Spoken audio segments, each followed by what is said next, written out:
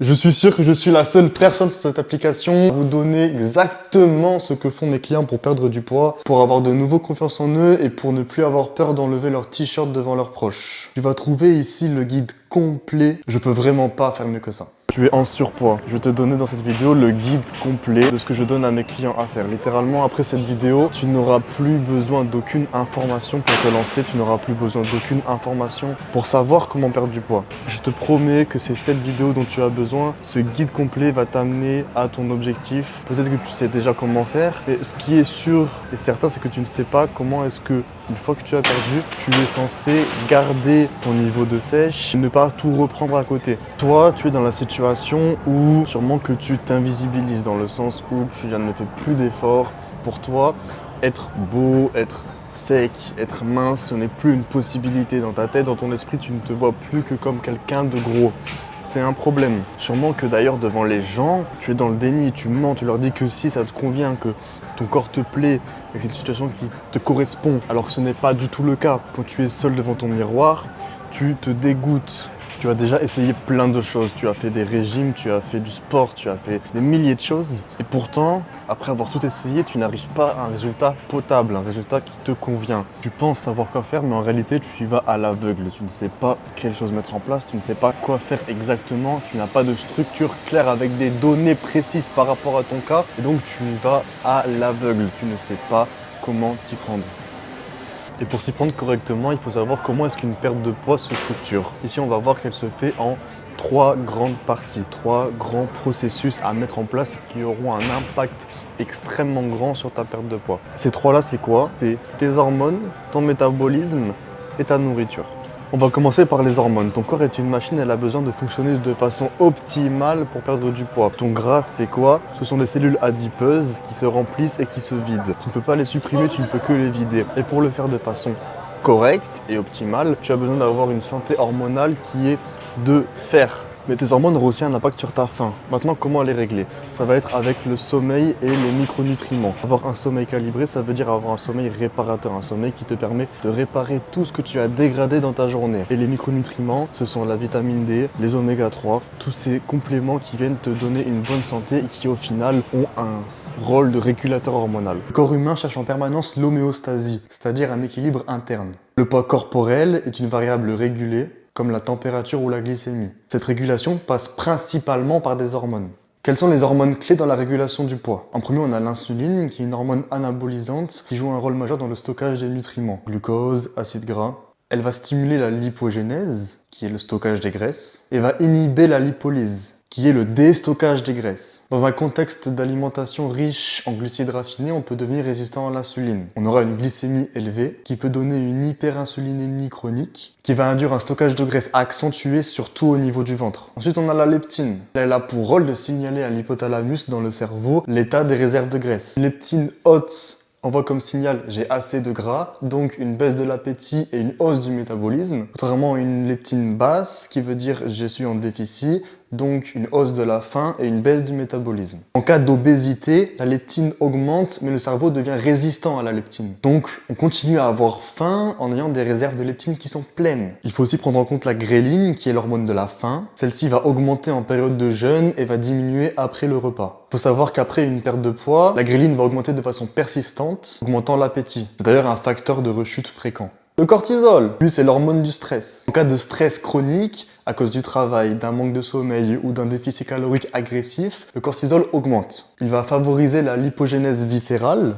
et peut induire une résistance à l'insuline. Pour ce qui est des hormones thyroïdiens, eux sont là pour réguler le métabolisme de base. On parle là des hormones T3 et T4 de la thyroïde. Moins de T3 égale un métabolisme plus lent, ce qui favorise la prise de poids. Lors d'une perte de poids rapide, la T3 diminue, dû à l'adaptation du métabolisme à cette baisse d'énergie. GLP-1, PYY, CCK dans l'intestin, ce sont les hormones de satiété qui sont libérées après les repas, surtout riches en protéines et en fibres. GLP-1 lui favorise la satiété et ralentit la vidange gastrique. D'ailleurs, on le retrouve dans des médicaments comme Ozempic. Quand on perd du poids, le corps active des mécanismes de défense hormonaux. Lorsque la leptine diminue, la faim augmente et le métabolisme descend. Lorsque la gréline augmente, la faim augmente. Lorsque la T3 diminue, le métabolisme diminue. Lorsque l'insuline diminue, on a un terrain favorable à la lipolyse. Et lorsque le cortisol augmente, on a un stockage viscéral qui augmente également. Tous ces mécanismes expliquent pourquoi est-ce que maintenir sa perte de poids, c'est plus compliqué que la perte de poids en elle-même. On va avoir des réponses à pourquoi est-ce que certaines personnes ne perdent pas de poids alors qu'elles sont en déficit calorique. On peut avoir un ralentissement du métabolisme adaptatif, dû à la thyroïde et la leptine. On peut avoir une compensation inconsciente,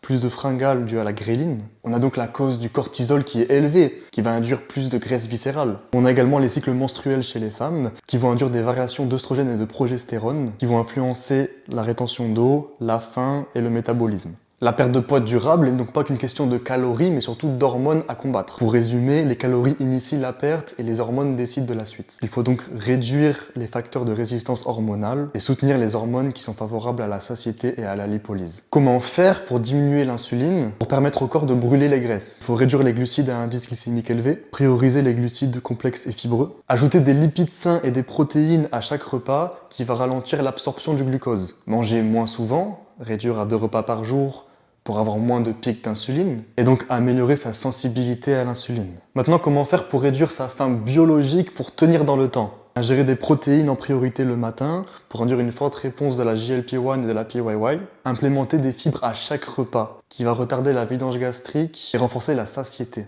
Manger lentement, 20 minutes minimum. C'est le temps nécessaire pour que la satiété agisse. Éviter les calories liquides qui ont un faible impact sur les signaux de satiété et limiter les aliments ultra transformés parce que leur structure bypass les signaux de satiété.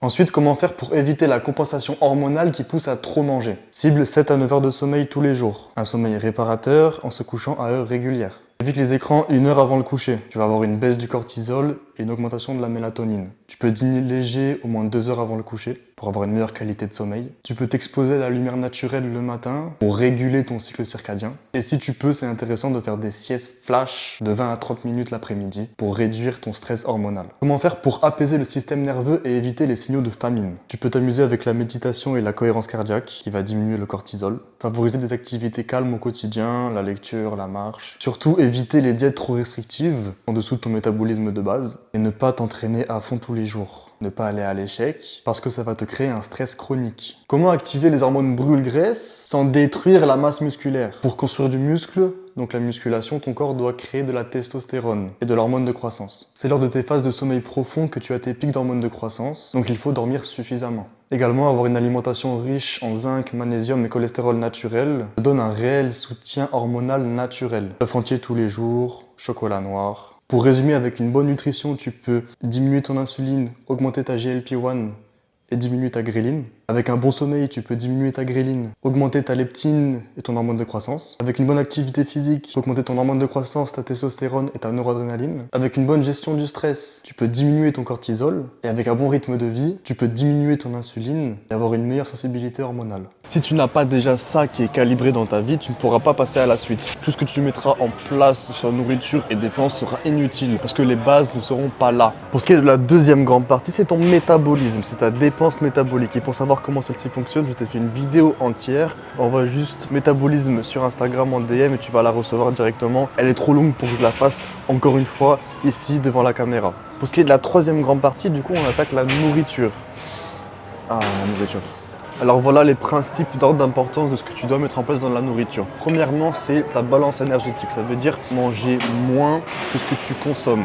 Ça veut dire déjà connaître donc par rapport au métabolisme combien est-ce que tu dépenses et ensuite manger moins que cette quantité-là, compter combien tu manges. Une fois que tu as une vue sur ta balance énergétique, tu vas commencer à regarder tes macronutriments parce que oui, ceux-là sont très importants au niveau des protéines, des lipides et des glucides. Ils vont te permettre de ne pas stocker plus de gras et de perdre plus de gras également. La composition du déficit, d'où proviennent les calories, influence fortement la qualité de la perte de poids. Perdre du gras ou perdre du muscle, l'effet thermique de la nourriture, la satiété, tes hormones, etc. Pour ce qui est des protéines, elles vont avoir un effet thermique élevé. Environ 20 à 30% des calories des protéines sont dépensées lors de la digestion. Donc ça augmente ta dépense métabolique totale. Elles vont stimuler la GLP-1, la PYY et la CCK, qui sont les hormones de la satiété. Et on va retrouver une réduction importante de la gréline, l'hormone de la faim. Donc directement une réduction spontanée de l'apport calorique. Il faut savoir que lors d'un déficit calorique, les protéines protègent la masse musculaire, ce qui permet de maintenir un métabolisme de base plus élevé. On va avoir moins de masse grasse perdue si les protéines sont faibles, et à l'inverse, plus de graisse et moins de muscles perdus si l'apport est haut. Les glucides, eux, ont un effet thermique modéré. entre 5 à 10%. Les glucides complexes, eux, demandent plus d'énergie que les glucides simples. Les glucides augmentent la glycémie, ce qui stimule l'insuline, qui favorise le stockage des graisses via une inhibition de la lipolyse, mais aussi le transport des nutriments, glucose, acides aminés, dans les cellules. À retenir, trop de pics de glycémie raffinés induit des pics d'insuline chroniques. Le stockage est facilité et la sensation de faim est plus fréquente. Les glucides simples sont peu rassasiants, contrairement aux glucides complexes qui sont riches en fibres, qui ont une meilleure satiété.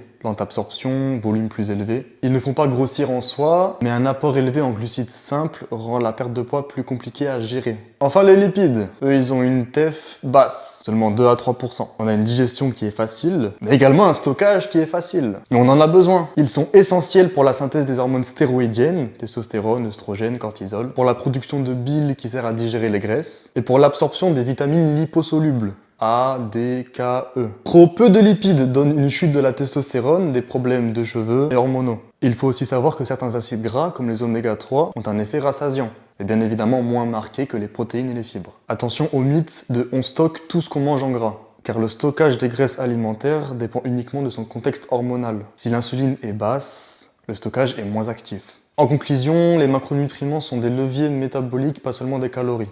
Les protéines vont sculpter ton corps et protéger ton métabolisme. Les glucides doivent être choisis avec soin, complexes, riches en fibres. Et les lipides soutiennent tes hormones et ta santé à long terme. Ils sont indispensables. Ce sont les bases de la nutrition, mais c'est important de les connaître. Une fois que tu as ça en place, tu vas commencer à regarder tes micronutriments, avoir assez de fibres pour avoir un système intestinal et une microbiote intestinale qui est en bonne santé et qui te permet de régler correctement ton corps. Des souris sans microbiote intestinal ont été transplantées avec le microbiote de souris obèses. Et on a remarqué qu'elles avaient pris plus de graisse à alimentation égale. Donc le microbiote modifie l'extraction des calories et favorise ou limite le stockage des graisses. Je ne veux pas rentrer dans les détails parce que sinon la vidéo va durer 1 heure. Mais ce qu'il y a à retenir, c'est qu'avoir un bon microbiote diversifié va stimuler la production de GLP-1 et de PYY, qui sont les hormones de satiété. Ça va améliorer la sensibilité à l'insuline et ça va diminuer l'inflammation de bas grade, qui bloque la perte de poids. Il faut savoir qu'en cas de dysbiose, qu'on appelle un microbiote déséquilibré, l'inflammation générée va favoriser la résistance à l'insuline, va ralentir le métabolisme et va bloquer la lipolyse, qui est le déstockage des graisses. Le microbiote interagit directement avec le cerveau. Il va produire des neurotransmetteurs, la sérotonine, qui régule l'humeur et l'appétit, et la dopamine, liée au plaisir alimentaire. Un déséquilibre dans le microbiote induit plus d'envie compulsive, moins de satiété et plus de fringales sucrées. Une étude de 2006 montre que les personnes obèses ont une proportion de microbes qui favorisent le stockage plus élevée et de microbes qui favorisent l'extraction énergétique plus basse, comparé aux personnes minces. Pour gérer ça, tu dois augmenter tes fibres, qui sont pleines de prébiotiques qui vont servir à nourrir tous ces microbes. Mais tu peux également manger des aliments qui sont riches en probiotiques, qui sont les aliments fermentés, comme le kéfir, les yaourts et les fromages. Tu dois éviter absolument les tueurs de microbes, antibiotiques non nécessaires, alimentation ultra transformée, les édulcorants artificiels, le sucralose, l'aspartame, et le stress chronique ainsi que le manque de sommeil.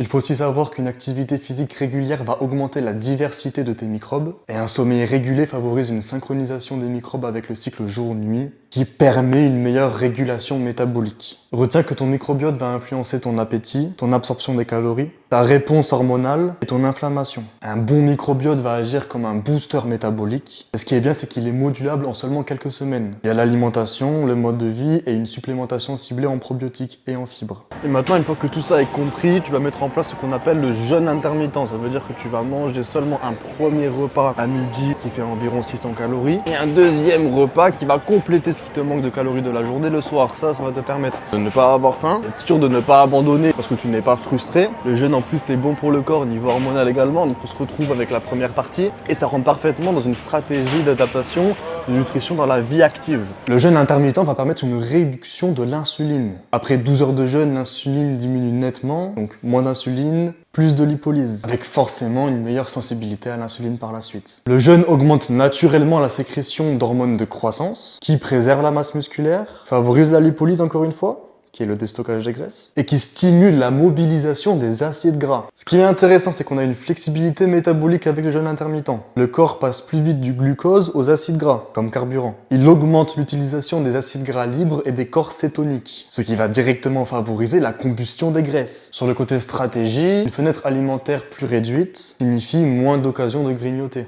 Moins de repas veut dire moins de pics de glycémie. Donc moins de fringales. Ça peut apporter également une amélioration de la discipline alimentaire. Maintenant tu vas me demander mais comment faire? Pour le sommeil, tu vas devoir déjà tout simplement commencer par t'imposer des nuits de 7 heures avec un coucher et un réveil régulier. Pour ce qui est de la dépense, là on rentre dans des données un peu plus précises. On va devoir savoir combien est-ce qu'on dépense, quelle activité on a tous les jours et comment est-ce qu'on va pouvoir l'augmenter. Ça, il va falloir la compter. Pour la compter, je te renvoie encore une fois ma vidéo en DM sur Instagram, métabolisme, tu vas la recevoir. Maintenant, pour ce qui est de la nourriture, de la nutrition, pour savoir combien tu dois manger, tu vas calculer ton métabolisme basal et celui-ci sera ta ligne d'arrivée. Sur 6 semaines, tu vas devoir descendre de 200 calories par 200 calories jusqu'à arriver à ton métabolisme basal. Ça va être le seul moyen d'avoir un déficit calorique qui te permet d'avoir un métabolisme qui s'adapte et qui te fait perdre du poids. Et celle-ci, comparée à toutes les autres méthodes que tu connais, qu'on peut te vendre en programme, c'est la plus efficace. Ça permet d'avoir une descente progressive pour ne pas choquer ton corps, pour ne pas accumuler trop de fatigue et arriver à perdre du poids de façon prévisible et stable. Une fois qu'on a fait ça ou qu'on a perdu notre poids, on va malheureusement ne pas savoir où aller et donc on va le reprendre, c'est automatique. On va recommencer à manger comme avant, des quantités qui sont beaucoup trop élevées par rapport à ce qu'on a besoin pour rester à un poids normal, peut-être une dépense qui ne sera pas calculée par rapport à son besoin de calories. Pour ce faire, je vais te présenter un concept qui est celui de la reverse diet. C'est un concept qui est très connu aux States, très peu en France et qui pourtant est la solution miracle pour ne pas reprendre ton poids et pour remonter tranquillement à un niveau corporel qui te permet d'être en bonne santé sans faire un gros rebond comme tu l'as sûrement déjà fait auparavant et qui t'a totalement détruit ta motivation et ton envie de perdre du poids. Pour ce faire, on va garder notre système des 6 semaines, cette fois-ci en retour en arrière. Ça veut dire qu'on va doucement augmenter les glucides. Comme on a vu, les macronutriments juste avant étaient très importants. Sur 6 semaines avec 200 calories de plus par semaine pour revenir à un niveau tranquillement, soit de léger déficit pour continuer à perdre du poids sur le long terme et continuer à viser un physique qui nous attire, soit tu as largement atteint ton niveau au bout de 6 semaines et donc tu vas tout simplement tranquillement remonter à un maintien calorique qui veut dire que tu ne vas ni prendre de poids ni perdre de poids avec ce total de calories là par rapport à ta dépense qu'on a vu juste avant. Si ça te paraît aussi simple, c'est parce que ça l'est. C'est exactement ce que je mets en place avec mes clients et tous ont les résultats qui s'attendent. Tous parce qu'ils mangent correctement, parce qu'ils ont un train de vie métabolique qui est réglé et calibré et parce qu'ils ont un système hormonal qui est en bonne santé, se retrouvent automatiquement à atteindre leur objectif, mais surtout à ne pas reprendre leur poids. Maintenant, honnêtement, avec ça, tu as toutes les cartes en main pour être autonome et ne plus jamais avoir de problème de perte de poids. Si tu as aimé cette vidéo et que c'est un sujet qui t'intéresse parce que tu es dans ce cas-là, je te propose un bilan de découverte avec moi offert dans lequel on va discuter de ta situation et on va directement trouver des solutions. Tout bonnement, tu cliques sur le lien autour de cette vidéo, normalement en description, tu réserves ton appel et on discute de tout ce qu'on vient de voir à l'instant de façon plus concrète par rapport à toi, ton train de vie. Honnêtement, c'est un cadeau que je te fais là. Si tu ne veux pas saisir ta chance maintenant, je sais pas, tu vas la saisir quand. Pour les plus motivés, on se retrouve directement de l'autre côté.